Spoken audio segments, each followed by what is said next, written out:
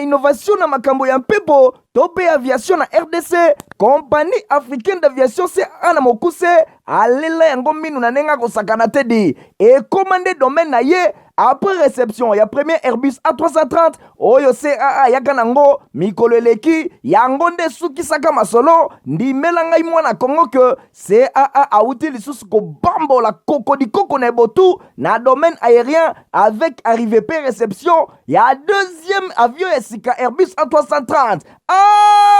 Airbus A330, deuxième frappe yango yo, ya mokwake na mapate RDC, ya boebondi melangai ke moko côté na terrain po ezala nanu te et comme il est lontimba na nzuzi veut dire mapasa Airbus A330 ba avion ya mokwake ya liboso yaka yango yo bozwa lix eza nango neti soki o matio kita na ote po confort nango eza na ba angle nyonso kobana na bakiti na couloir na first class na classe économique et bongo bozo ya mibale yango yo nyonso eza na excellence pe noblesse moko hors pair boyeba pe bosimba ke Airbus A330 eza ba marque ba avion oyo bomodaka na international ba compagnie aérienne de renom pe crédible nde basalelaka yango bokokuta yango na bamboka lokola Allemagne veut dire na Matshaft pe ba pays européen ebele kutu batu ya baaffaire pe mingi ya minene na monde mingi basalelaka yango po na kitoko pe bopeto na luxe na yango surtout mécanisme ya sécurité eza nango chaque siège ndenge kaka boza komona eza na mwa mini télé oyo kotalela bafilme ennui, fatigue, okotika la koyoka yango te USB na pointe pour na chargement ba téléphone tope ba utilité mosusu Airbus A330 ya mibale ya CAA et combien eza na deux classes first class pour na bino ba grand monsieur na ba grande dame pe ba personnalité misusu ebele avec 36 sièges classe économique pe ezali po na bino bosalaka baaffaire pe bato nyonso ba amoureux ba voyage avec 267 sièges mokoka sala voyage na ba meilleures conditions ndenge nanu ezala te avec Airbus A330 ya mibale ya CAA avion ya sika oyo uti kokoma ekwei deja na mabele timba na nzuzi lelo mibale moko te na Congo bana Congo pe bapaya basepeli oui CAA mfumu na ba innovation deuxième avion Airbus A330 yango ekomi mardi et là on a voté la vidéo merci pour vous aider vous savez télévision la vidéo pour la colonne info lingala journal ya peuple na peuple merci la fidélité et confiance vous continuez à causer la ngo na journal na bino to pongo la journal pour le salon que premier ministre Jean-Michel Samaya comme qui moko la dimanche 11 juin kuna na pokwa na territoire ya Kasenga na province ya O Katanga po na kotala ndenge misala ya ba travaux ya programme ya développement local ya 145 territoires eza kolekana na dinasona bas détail Chipoi lokola Yesu Masia tango akotaka na Jerusalem ye nani chef ya gouvernement Jean-Michel Samalukonde Kenge tango akomaki na Kasenga bana Kasenga bayambaki ye na ambiance moko na ndenge ya kosakana te kaka ndenge bozali komona nyonso wana ezali kotalisa ke depuis Kasenga ezala Kasenga mbala liboso na histoire babimisa premier ministre kuna na terroir na bango accueil oyo ya grand envergure ezo témoigner à suffisance reconnaissance ya peuple ya Kasenga envers Jean-Michel Samalukonde Kenge pe gouvernement na ye likolo nango président de la République Félix Antoine Tshisekedi Tshilombo oyo na nzela ya pouvoir na ye discrétionnaire apporter choix et pas ya mwana na bango ya Kasenga kuna s'adressaki la population na mobange na meeting oyo esalemaki na esplanade ya école primaire Mano premier ministre Jean-Michel Samalukonde Kenge a remerciaki na mongongo makasi population ya Kasenga pona affection pe amour oyo batalisi ye arondaki hommage epai ya président Félix Antoine Tshisekedi Tshilombo pona leadership na ye éclairé pe visionnaire matérialisé lelo na mise en œuvre ya PDL 145 territoires pe pona kosala choix kitoko ya kopona ye premier ministre a communié na ba frère pe ba sœur na ye ya Kasenga epai wapi atalisaki tina ya visite de travail na ye oyo ezali na occasion ya kolandela de près avancement ya ba différents projets ya développement amorcé na territoire ya Kasenga, na occurrence ya ba infrastructure inscrite na cadre ya programme ya développement local ya ba 145 territoires pe misala ya réhabilitation ya ba route totangi bongo ya route nationale numéro 5 oyo emema miti na Kilwa na territoire ya Pweto kokende tina Kasomeno pona ye aye kopesa coup de pouce po ete misala ekene na Lombango. Raison wana nde amemaki délégation ekuba ya ministre d'État en charge ya ba infrastructure Alexis Gisaro, ministre ya aménagement ya territoire Guy Luando, premier ministre alaki ya komettre en œuvre pona ko répondre na desiderata ya population ya Kasenga. Kaka na masolo etali primature bosima ke premier ministre Jean-Michel Sama ye a saki entretien mokola lundi 12 juin na Lubumbashi na autorité traditionnelle ya espace Grand Katanga. Une fois de plus Nadine National ba détail. Liboso ya bapandi sango coordonnateur ya ba autorité traditionnelle ya espace Grand Katanga chef Sakundundu atalisaki ndenge bango nyonso ba chef traditionnel ya espace Grand Katanga bayaki kokuta na premier ministre totangi bongo ya Olomami ya Okatanga ya Lualaba pe ya Tanganyika bayaki kuna kokuta na mwana na bango premier ministre Jean-Michel Sama Lukonde Kenge pe ko féliciter pour na reconduction na ye pe lisusu na occasion koyeba na ko féliciter pe ko remercier chef de l'État oyo aponi na suite favorable ya doléance na bango oyo basalaka ye na bokutani na bango elongo na ye na aveni Kamanyola epai wapi bayebisaka ye basengaka ye a garder bana na bango na occurrence ya premier ministre oyo esengeli a accompagner ye tina ba élection ya 2023 bondimake ezalaki na occasion oyo nde autorité traditionnelle ya Katanga a sollicité appui ya premier ministre pour ete ba obtenir rendez-vous na président de la République Félix Antoine Tshisekedi Tshilombo oyo ezali bongo notabilité ya koyeba na ko réintérêt na soutien na ye indéfectible pe koyeba na ko exprimer na mongongo makasi reconnaissance na bango na ndenge a reconduire mwana na bango na espace géographique na poste ya premier ministre bosengeli koyeba ke premier ministre Jean-Michel Sama Lukonde Kenge a se randaki na Grand Katanga plus précisément na Kasenga pour na ko s'imprégner pe kopesa coup de pouce na état d'avancement ya construction ya ba infrastructure initiée na cadre ya programme ya développement local ya ba 145 territoires oyo epesie esengo na komona ndenge misala ezali kosalema kitoko. Commission électorale nationale indépendante Sena Mokuse Bango va confirmer convocation il y a électorat pour le 25 juin ezali koya conformément na calendrier électoral où ezali qui publié mikolo ute koleka héritier mapine mapesibino ba détail.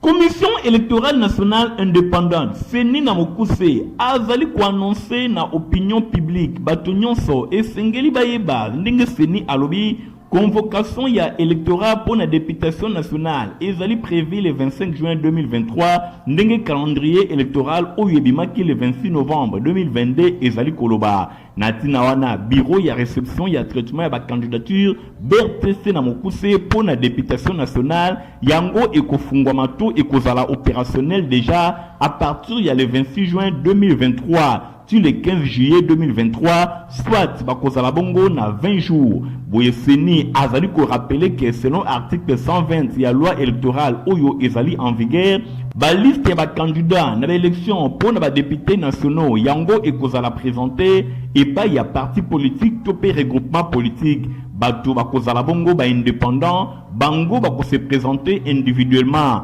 Balobi candidat mon côté na l'élection législative akoki koleka soki azali ko remplir ba condition oyo te. Ezali bongo kozala na nationalité congolaise, kozala na mbula 25 ans eleki, tope ezali susu kozala na plénitude ya ba droit civil pe politique na nyonso. Esengeli kozala na qualité ya électeur, tope okoki ko se faire identifier, to ko se faire enrôler tango oye ko déposer candidature na yo. Kozala na diplôme ya études supérieures to universitaires, tope ko justifier expérience professionnelle il y a au moins 5 ans na domaine politique, administratif, tope socio-économique. Selon article 121 ya loi ndenge ezali koloba ke ba candidat nyonso na ba élection na députation nationale esengeli basala acte ya candidature auprès ya antenne ya commission électorale nationale indépendante. Boye déclaration ya candidature esengeli ezana biloko oyo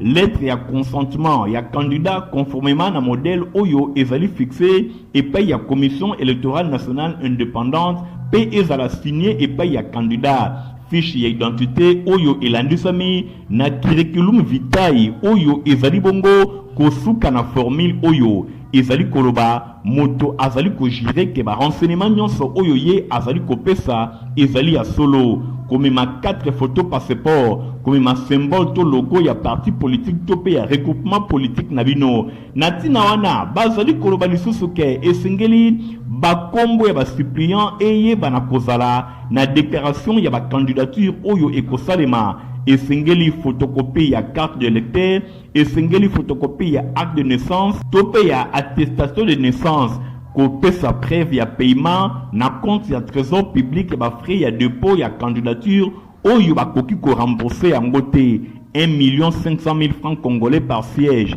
Bo esengeli original ya lettre ya investiture ya candidat et pas ya parti politique tope ya regroupement politique na ye. Photocopie certifiée conforme, il y a diplôme d'études supérieures, topé universitaire, topé attestation tenant lieu, to attestation oyo ezali ko justifier expérience professionnelle, il y a au moins 5 ans dans le domaine politique, administratif et socio-économique. Boeseni azali ko senga na parti pe ba regroupement politique nyonso oyo bazali bongo na République démocratique du Congo esengeli bayeba na kobongama babongisa ba dossier ba candidat na bango pour na koya ko présenter yango déjà à partir ya le 26 juin oyo ezali koya natina wana pour na information nyonso pour na oyo etali ba retrait ba formulaire esengeli koleka na secrétariat exécutif provincial topé na antenne ya Seni et pa iwapi bino bozwami to na province na bino pour na kozwa ba renseignement nyonso. Communiqué ya Seni ezali bongo signé le 12 juin 2023 et pa ya Patricia ya Moulela oyo azali rapporteur ya Seni. À quelques jours, il y a examen d'état, tractation, synergie, il y a syndicat des enseignants, il y a République démocratique du Congo, Bango Bataille qui point de presse pour la Kolobelaka, Kalikamo Etali, organisation examen d'état. Igor Tingi, bas détail.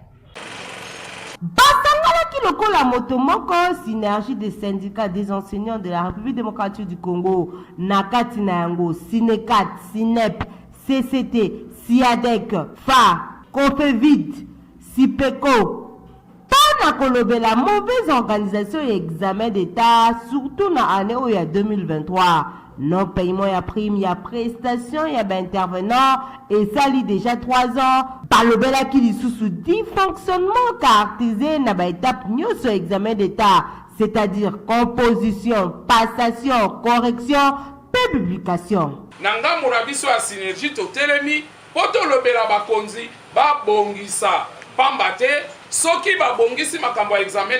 examen d'état te ekosala kokoso mingi na ba-apprenant na bana na biso oyo bazali koyekola recrutement ya agence moko privé oyo ekomi kocollecte bafond ezouta na baprovince mpo na ntina examen d'état ezali kosala ke inspection générale enseignement na esika ke azala na bamoyen mpo atambusa aliment inspection générale enseignement azali suna misolo wana po asala mosala wana te. Basimake synergie des syndicats des enseignants et la République démocratique du Congo basingi na gouvernement ouverture ya centre ya correction ya d'état traduit oyo ekangamaki balobeli lisusu ke gouvernement afuta ba prime na bango ya prestation paiement ya prime d'encadrement ya paye ya ba services centraux basengi lisusu réhabilitation ya inspection générale ya enseignement bazongela mission na bango. Balobelaki lisusu rétablissement ya madame Paenzo Kusu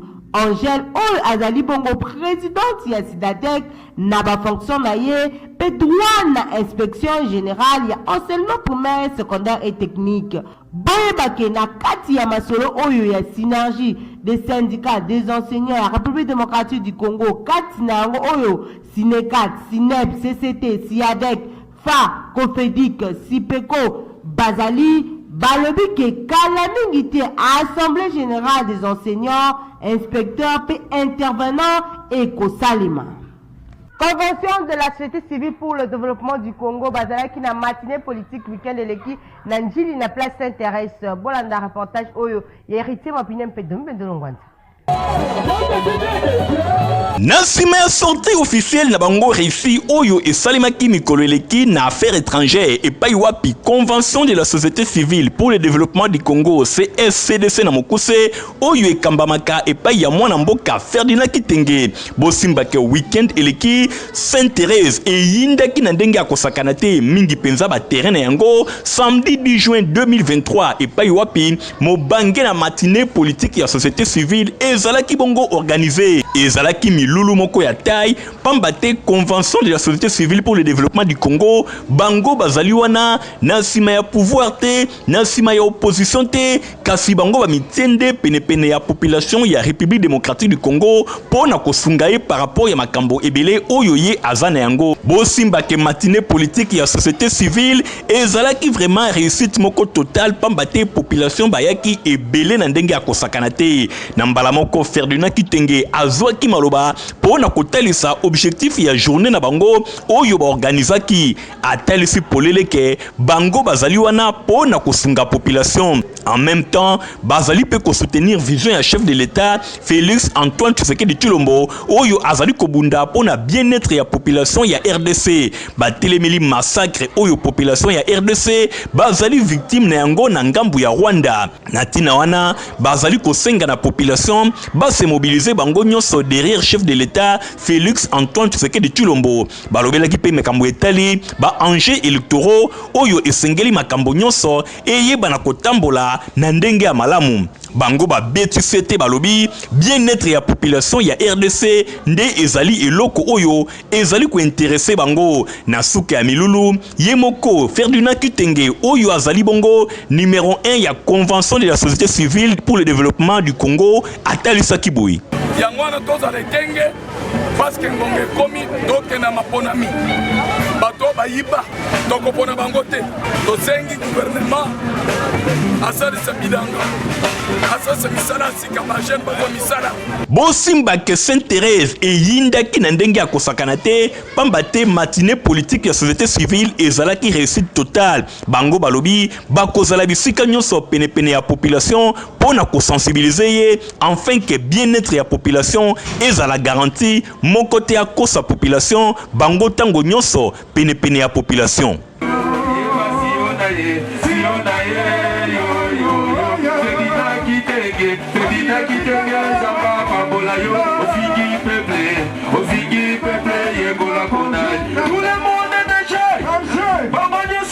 Na masolo ya honorable Norombu Boyeba Keya apesa ki ba brevet na quelques pratiquants ya self défense peduti pour na compte ya club Big Zor Mère nyonso lekana ki bongo na complexe scolaire Maman Pemba. Reportage héritier Mapindem.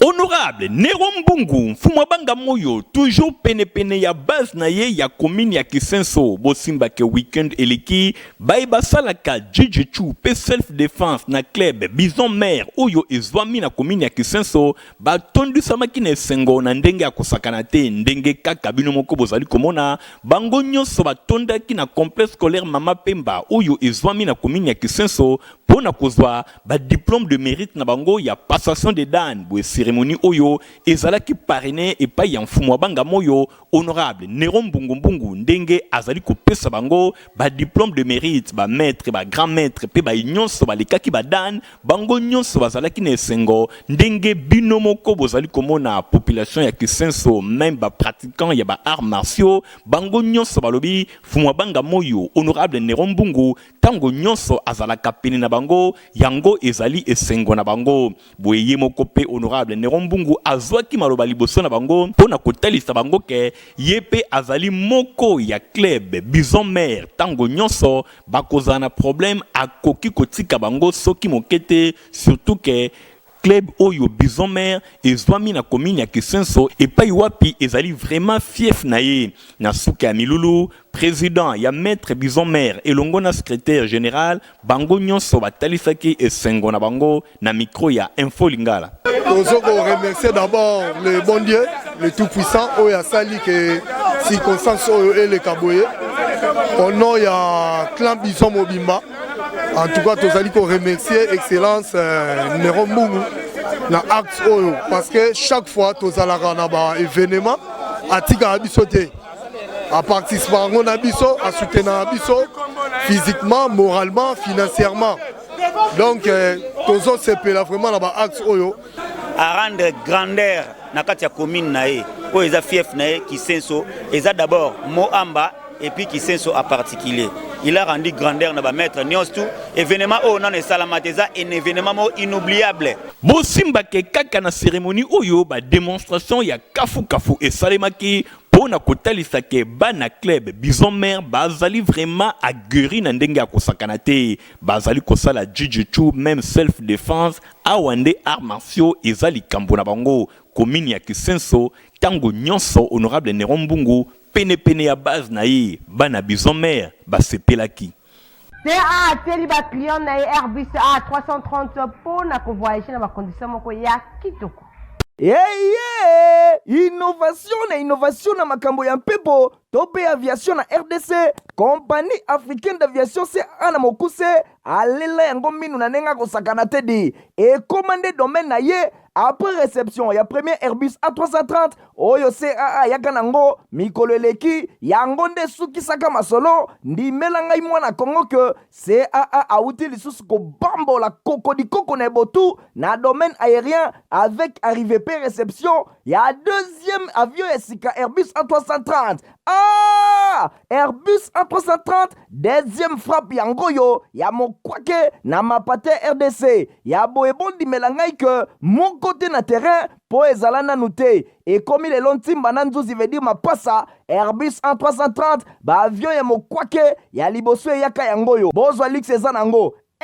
neti soki o matio kita na ote po confort nango eza na ba angle nyonso kobanda na bakiti na couloir na first class na classe économique et bongo bozwa mibale yango yo nyonso eza na excellence pe noblesse moko hors pair boyeba pe bosimba ke Airbus A330 eza ba marque ba avion oyo bomodaka na international ba compagnie aérienne de renom pe crédible nde basalelaka yango bokokuta yango na bamboka lokola Allemagne veut dire na Machaft pe ba pays européen ebele kutu batu ya baaffaire pe mingi ya minene na monde mingi basalelaka yango po na kitoko pe bopeto na luxe na yango surtout mécanisme ya sécurité eza nango chaque siège ndenge kaka boza komona eza na mwa mini télé oyo kotalela bafilme ennui, fatigue, okotika la koyoka yango te USB na pointe pour na chargement ba téléphone tope ba utilité mosusu Airbus A330 ya mibale ya CAA et combien eza na deux classes first class pour na bino ba grand monsieur na ba grande dame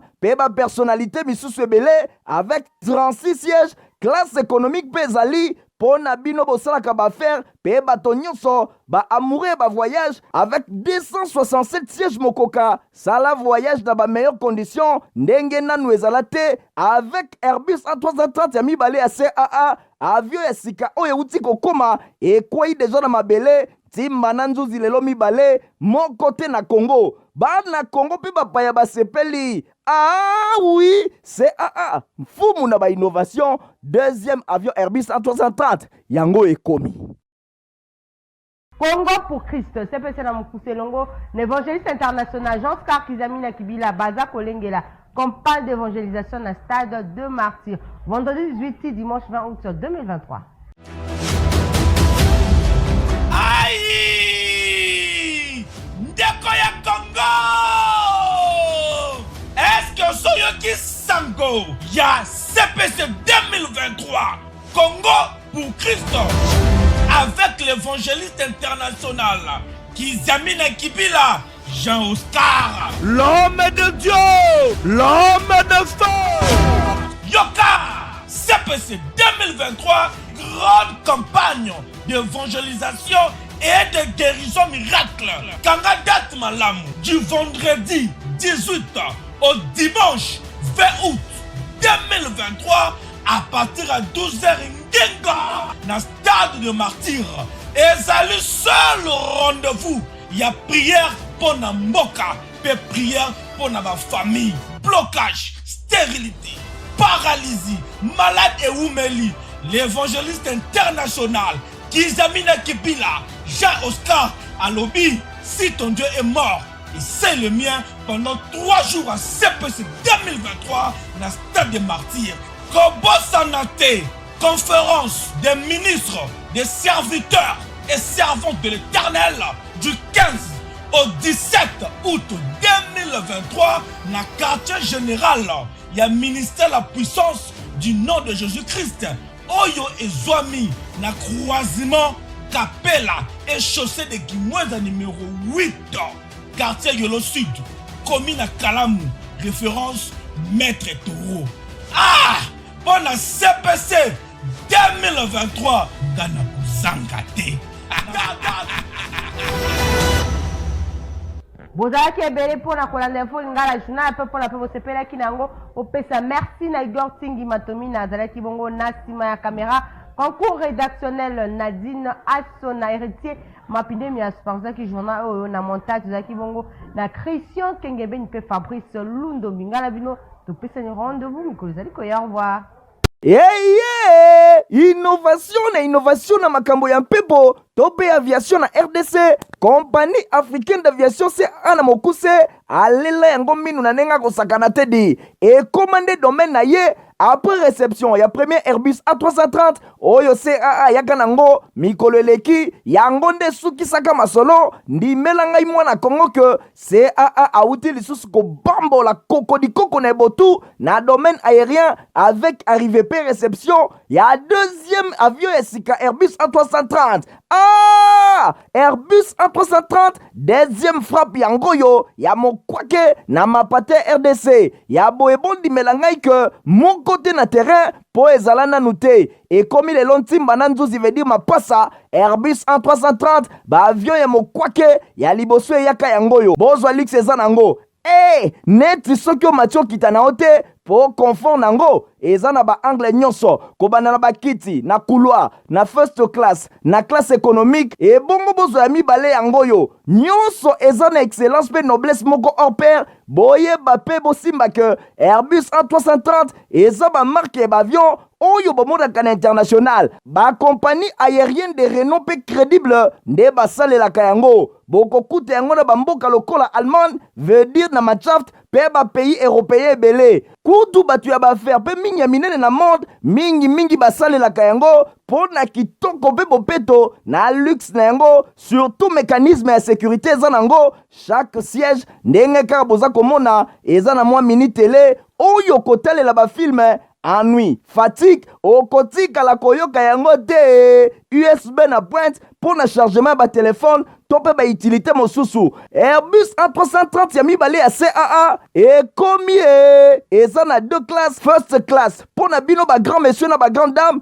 pe ba personnalité misusu ebele avec 36 sièges classe économique pe ezali pour na bino bosalaka ba faire pe bato nyonso ba amoureux ba voyage avec 267 sièges mokoka sala voyage dans ba meilleures conditions ndenge nanu ezala te avec Airbus A330 ya mibale ya CAA avion ya sika oyo uti kokoma ekwei deja na mabele timba na nzuzi lelo mibale moko te na Congo. Bana Congo pe bapaya basepeli. Ah oui, c'est